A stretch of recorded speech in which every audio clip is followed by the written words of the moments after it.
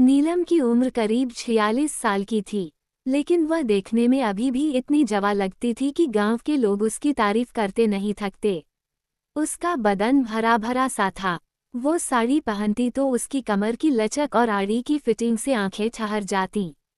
उसके बाल लंबे और घने थे, जो वह अक्सर खुला छोड़ देती, और चेहरे पर वो मुस्कान जो कभी कभी इतनी मीठी लगती कि लगता जैसे कोई राज छुपा हो। नीलम का घर गांव के बाहर एक बड़े से मकान में था, जहां उसका पति रामलाल खेतीबाड़ी संभालता था। उनकी बेटी रीना की शादी हो चुकी थी और दामाद राजेश अब घर का हिस्सा बन चुका था। रीना शहर में नौकरी करती थी, इसलिए वो और राजेश दोनों ही घर पर रहते, लेकिन रीना अक्सर ऑफिस के काम से बाहर रहती। घर में बस नीलम, रामलाल, राजेश ही रहते थे। राजेश के घर में वह अकेला ही था, इसलिए वह अब ससुराल में ही घर जमाई बनके रहता था। राजेश के पास भी अच्छी जमीन थी, लेकिन वह अपनी जमीन ठेके पर देके यहाँ ससुराल में रहता था। राजेश एक साधारण सा लड़का था, उम्र 28 साल, लेकिन उसकी आंखों में एक चमक थी जो नीलम को कभी कभी अजीब लगती। वो घर में मदद करता, खेतों में रामलाल के साथ जाता, लेकिन शाम को जब सब बैठकर बातें करते तो राजेश की नज़रें अपनी सास नीलम पर ठहर जातीं। नीलम को पता था कि उसका दामाद उसे देखता है, लेकिन वो इसे अनदेखा करती क्योंकि घर परिवार में ऐसी बातें होती रहती हैं। एक दिन की बात है, सुबह सुबह नीलम रसोई में चाय बना रही थी। बाहर धूप निकल आई थी, लेकिन घर के अंदर अभी भी ठंडक थी। राजेश उठकर आया, उसके बाल बिखरे हुए थे और वह सिर्फ बनियान और पजामा पहने था। सासू माँ, चाय मिलेगी क्या? उसने मुस्कुराते हुए कहा, लेकिन उसकी आवाज में एक ऐसी मिठास थी जो नीलम को थोड़ा असहज कर देती। नीलम ने पलट कर देखा। राजेश की छाती चौड़ी थी और बनियान से उसकी मांसपेशियां झलक रही थी। सासू माँ ने कहा, हाँ बेटा, बस बना रही हूँ, लेकिन उसकी आंखें एक पल के लिए राजेश के बदन पर रुक गई। राजेश ने नोटिस किया और वो थोड़ा करीब आ गया, चाय का कप लेने के बहाने। आपकी चाय तो ऐसी है सासू माँ की, पीने का मन करता रहता है, राजेश ने कहा। नीलम ने हल्के से मुस्कुरा दिया। अच्छा, इतनी तारीफ रीना से कहना, वह भी सीख लेगी। लेकिन अंदर से वह सोच रही थी कि राजेश की बातों में कुछ तो है जो सामान्य नहीं। फिर दोनों चाय पीते हुए आंगन में बैठ गए। रामलाल खेत चले गए थे और रीना अब भी सो रही थी। सासू माँ, आप इतनी सुबह उठ जाती हैं, थकती नहीं? राजेश ने पूछा। उसकी नजरें नीलम पर थी। नीलम ने कप रखा और कहा, अरे बेटा, आदत है, घर का काम तो करना पड़ता है। तुम्हारा तो शहर का जीवन है, वहाँ सब मशीनों से होता होगा। राजेश हंसा, हाँ, लेकिन यहाँ का मजा अलग है।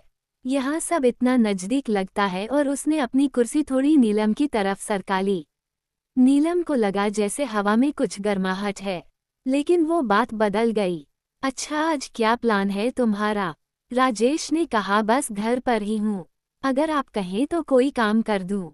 बातें चलती रही और राजेश की हर बात में एक छुपी हुई इशारा था, जैसे वह नीलम को टटोल रहा हो। नीलम भी जवाब देती, लेकिन उसके जवाबों में एक सादगी थी। फिर शाम हुई, सब साथ में खाना खा रहे थे। रामलाल थके हुए थे, रीना फोन पर किसी से बात कर रही थी। नीलम ने राजेश को परोसा, बेटा ये सब्जी ट्राई करो, मैंने स्पेशल मसाला डाला है। राजेश ने चखा और कहा, वाह सासू माँ, ये तो इतनी टेस्टी है कि बची हुई सब्जी चाट लूं। आपके हाथ में तो जादू है। रीना ने हंसकर कहा, मम्मी, राजेश तो आपकी तारीफों के पुल बांध रहा है। नीलम ने शर्माते हुए कहा, अरे बस ऐसे ही। लेकिन राजेश की आंखों में एक चमक थी जो नीलम को बेचैन कर रही थी। खाने के बाद जब सब सोने चले गए, नीलम रसोई साफ कर रही थी। राजेश अचानक आ गया। सासू माँ, मदद करूं? नीलम ने मना किया, लेकिन राजेश ने बर्तन उठा लिए। दोनों करीब खड़े थे। राजेश का हाथ गलती से नीलम की कमर को छू गया। सॉरी, उसने कहा, लेकिन उसकी मुस्कान कह रही थी कि वो सॉरी नहीं था। नीलम ने कुछ नहीं कहा, लेकिन दिल में एक सवाल उठा कि यह लड़का क्या चाहता है। अगले दिन सुबह नीलम बगीचे में पानी दे रही थी। राजेश बाहर आया, जिम से आया था वो। पसीने से तर सासू माँ, ये फूल कितने सुंदर हैं, बिल्कुल आपकी तरह, उसने कहा। नीलम ने हंस दिया। तुम भी ना बस तारीफ करते रहते हो। लेकिन राजेश ने करीब आकर एक फूल तोड़ा और नीलम के बालों में लगा दिया। देखिए आयशा अब और सुंदर लग रही हैं। नीलम का दिल धड़का लेकिन वह पीछे हट गई। अरे बेटा ये क्या, राजेश ने कहा, बस ऐसे ही परिवार में तो प्यार होता है ना। बातें फिर चलती रही। फिर रीना काम पर चली गई। रामलाल बाहर थे। घर में सिर्फ नीलम और राजेश। राजेश ने कहा, सासू माँ आपका कोई राज है क्या? आप इतनी खूबसूरत होकर भी इतनी सादगी से रहती हो। नीलम ने कहा, अहिया राज क्या, बस जीवन है। लेकिन राजेश की बातों से लग रहा था जैसे वह कुछ और जानना चाहता हो। फिर दिन बीतते गए और राजेश की हरकतें बढ़ती गई। एक शाम नीलम छत पर कपड़े सुखा रही थी। राजेश ऊपर आया। सासू माँ हवा कितनी अच्छी है ना, उसने कहा और नीलम के पास खड़ा हो गया। हवा से नीलम की साड़ी उड़ रही थी और राजेश की नजरें उस पर थी। आपकी यह साड़ी कितनी सॉफ्ट लगती है, उसने कहा और हाथ बढ़ाकर छूने की कोशिश की। नीलम ने हाथ हटा लिया। राजेश क्या कर रहे हो? लेकिन राजेश ने मुस्कुरा कर कहा, बस देख रहा था, मटीरियल अच्छा है। नीलम को गुस्सा आया लेकिन वो चुप रही क्योंकि परिवार टूट ना जाए। रात को रामलाल से बात की लेकिन कुछ नहीं कहा। अगले दिन राजेश ने फिर कोशिश की। वो रसोई में आया। नीलम रोटी बेल रही थी। सासू माँ मुझे सिखाओ ना रोटी बनाना, उसने कहा और पीछे से खड़ा हो गया लेकिन वो बोली, बेटा रीना से सीखो। राजेश ने कान में फुसफुसाया, लेकिन मुझे तो आपसे सीखना है। लेकिन नीलम ने उसे धक्का देकर हटा दिया। फिर एक दिन घर में एक छोटी सी पार्टी थी। रिश्तेदार आए थे। सब हंस खेल रहे थे। नीलम ने अच्छे से सजकर खुद को तैयार किया। उसकी साड़ी चमक रही थी। राजेश की आंखें उस पर टिकी। पार्टी में डांस हुआ, गाने बजे। राजेश ने नीलम को डांस के लिए कहा, सासू माँ एक डांस हो जाए। नीलम ने मना किया लेकिन सबने जोर दिया। डांस में राजेश करीब आया। आप कितनी फ्लेक्सिबल हैं, उसने कहा और आंख मारी। नीलम ने मुस्कुरा दिया लेकिन अंदर से सोच रही थी कि यह कहाँ तक जाएगा। फिर पार्टी खत्म हुई और सब चले गए। रात को नीलम अकेली थी। राजेश आया। सासू माँ आज आप कमाल लग रही थी। नीलम ने कहा, बस अब सो जाओ। राजेश ने गुड नाइट कहा और चला गया जैसे वो नाराज हो गया हो। फिर दिनों दिन बातें बढ़ती गई। राजेश अब खुलकर तारीफ करता, सासू माँ आपकी स्किन इतनी स्मूथ है, क्या राज है? नीलम कहती, बस नेचुरल। फिर समय बीतता गया और घर की दिनचर्या में राजेश की मौजूदगी अब एक आदत सी बन गई थी। नीलम अब सतर्क तो रहती लेकिन राजेश की बातों में वो डूबने लगी थी जैसे कोई पुरानी यादें ताज़ा हो रही हो। एक सुबह की बात है। नीलम घर के आंगन में झाड़ू लगा रही थी। धूल उड़ रही थी और सूरज की किरणें उसके चेहरे पर पड़ रही थी जिससे उसकी त्वचा चमक रही थी।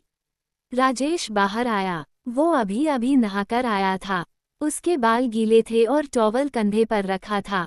सासू माँ आप इतनी मेहनत क्यों करती हो, मुझे करने दो ना, उसने कहा और झाड़ू लेने के बहाने नीलम के करीब आ गया। उसका टॉवल गिर गया और वह झुककर उठाने लगा। अरे बेटा मैं कर लूंगी, नीलम ने कहा लेकिन राजेश ने झाड़ू पकड़ लिया। दोनों के हाथ छू गए और राजेश ने थोड़ी देर पकड़े रखा। फिर वह बोला, आपके हाथ कितने नर्म है सासू माँ, जैसे रेशम। उसने नतपाली तब बताया, सर रे रेशम, उसने मुस्कुराते हुए कहा। नीलम ने हाथ छुड़ाया लेकिन दिल में एक हलचल हुई। लेकिन नीलम ने बात बदल दी। अच्छा आज नाश्ता क्या बनाऊं? राजेश ने कहा, जो भी आप बनाओ वह तो स्वादिष्ट होता ही है। फिर नाश्ता बनाते वक्त रसोई में दोनों थे। रामलाल बाहर चले गए थे। रीना अभी सो रही थी क्योंकि उसकी तबीयत थोड़ी खराब थी प्रेगनेंसी की वजह से। राजेश ने आटा गूंथा और नीलम रोटियां बेल रही थी। सासू माँ यह आटा कितना चिपचिपा है, लेकिन आपका तरीका देखो कितना परफेक्ट, राजेश ने कहा और अपना हाथ नीलम के हाथ पर रख दिया जैसे सिखाने के लिए। लेकिन वो बोली, बेटा तुम भी सीख लो रीना के लिए। राजेश ने कान के पास आकर कहा, लेकिन आपसे सीखने का मजा अलग है। हवा में एक तनाव था, लेकिन तभी रीना की आवाज आई, मम्मी, और सब सामान्य हो गया। नीलम ने राहत की सांस ली, लेकिन राजेश की मुस्कान कह रही थी कि खेल अभी बाकी है। दिन भर घर के काम चलते रहे। राजेश मदद करता, लेकिन हर मदद में एक इशारा, जैसे पानी की बाल्टी उठाते वक्त वो नीलम के पास से गुजरता और उसका कंधा छू जाता। नीलम चुप रहती क्योंकि परिवार में शांति बनाए रखनी थी। फिर शाम को सब साथ बैठे चाय पी रहे थे। रीना ने कहा, पापा, आज राजेश ने कितनी मदद की मम्मी की। रामलाल ने हंसकर कहा, हाँ, अच्छा दामाद है हमारा। लेकिन नीलम की आंखें राजेश से मिली और राजेश ने आंख मारी, जैसे कोई राज साझा हो। रात को खाना खाने के बाद नीलम छत पर टहल रही थी। चांद निकला था और हवा ठंडी थी। राजेश ऊपर आ गया। सासू माँ, अकेले टहल रही हो, मुझे भी साथ ले लो। नीलम ने कहा, हाँ बेटा, आ जाओ। दोनों साथ चलने लगे। राजेश ने कहा, ये चांद कितना सुंदर है, लेकिन आपकी चमक के आगे फीका। नीलम ने हल्के से मुस्कुरा दिया, तुम भी ना बस तारीफ ही करते रहते हो। लेकिन राजेश ने करीब आकर कहा, सच कह रहा हूँ, आप में वह आकर्षण है जो खींचता है। नीलम का दिल तेज धड़का, लेकिन राजेश ने बात बदल दी। अच्छा, आपकी जवानी की कोई कहानी सुनाओ ना। नीलम ने पुरानी यादें साझा की, कैसे वो शादी से पहले गांव में घूमती थी। राजेश सुनता रहा, लेकिन उसकी आंखें नीलम के होठों पर थी। अगले दिन घर में एक छोटा सा उत्सव था, क्योंकि रीना की प्रेगनेंसी की खबर पर रिश्तेदार आए। नीलम ने अच्छे से तैयार किया, नई साड़ी पहनी जो उसके बदन पर फिट बैठती थी। राजेश की नजरें उस पर टिकी। सासू माँ, आज तो आप किसी हीरोइन से कम नहीं लग रही। सब हंसे, लेकिन राजेश की बात में गहराई थी। उत्सव में गाने बजे, सबने मिलकर खाना बनाया। राजेश ने नीलम की मदद की। सब्जी काटते वक्त उसके हाथ नीलम के हाथ से टकराए। ओह सॉरी, लेकिन आपका हाथ कितना गर्म है। नीलम ने कुछ नहीं कहा, लेकिन अंदर से सोच रही थी कि यह कब रुकेगा। रिश्तेदारों ने तारीफ की, नीलम, तेरा दामाद तो तेरी कितनी केयर करता है।